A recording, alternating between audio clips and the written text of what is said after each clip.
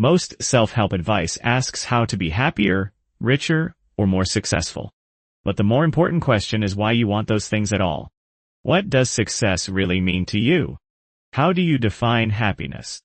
If the values behind your goals are weak, then even reaching those goals can leave you disappointed.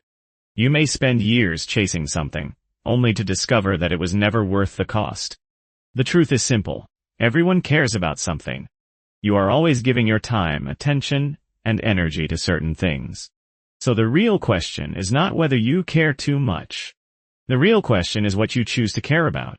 That choice shapes your life, because your values become the lens through which you judge everything. A good value usually has three qualities.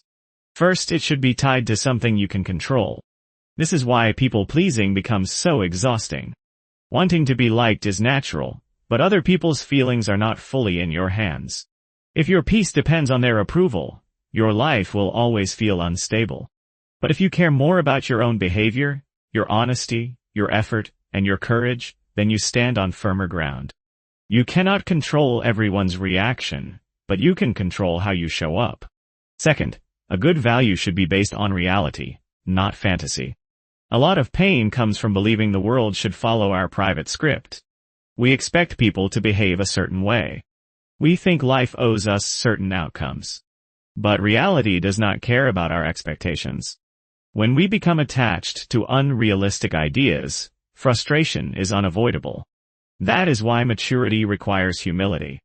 It means asking yourself where you may be wrong, what assumptions you are making, and what illusions you are still protecting. Third, your values should be socially constructive.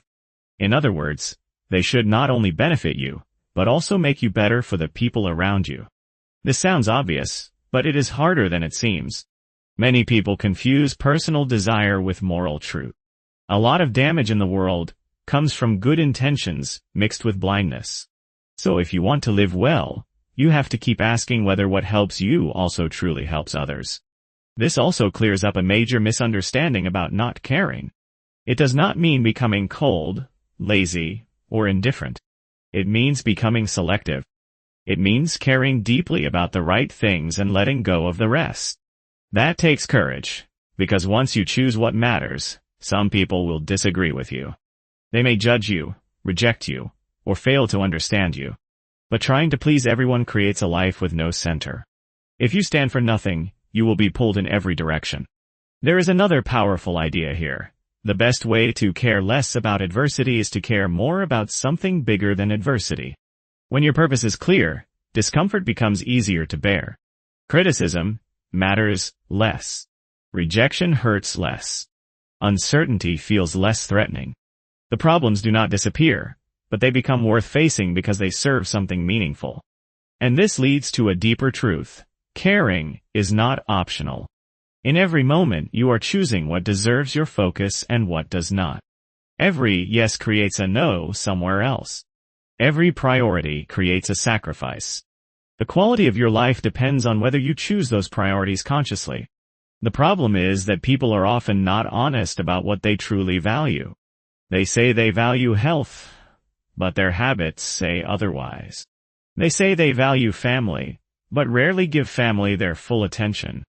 They say they value truth, but avoid facts that make them uncomfortable. If you want clarity, stop listening only to the story you tell yourself. Look at your actual life. One useful exercise is a time audit. Write down where your hours really go in a normal week. Work, scrolling, entertainment, sleep, exercise, conversation, learning, everything. Be honest. This often reveals a painful gap between stated values and lived values. The things you claim matter most may receive very little time, while the things you barely care about consume your life. Another useful practice is to imagine the end of your life. Picture yourself looking back and asking what was worth doing and what was a waste of time.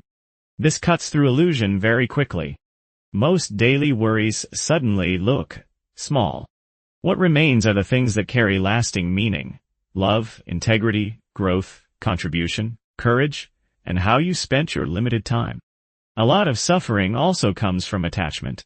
We cling to certainty, identity, and control. We become attached to ideas about who we are, how others should treat us, and how life should unfold. Then reality refuses to cooperate, and we suffer. The tighter we hold these ideas, the more fragile we become. That is why uncertainty is not always the enemy. Often, growth begins when certainty weakens. The less rigidly you define yourself, the more open you become to change, learning, and truth. Life will always include struggle. Every value brings problems with it.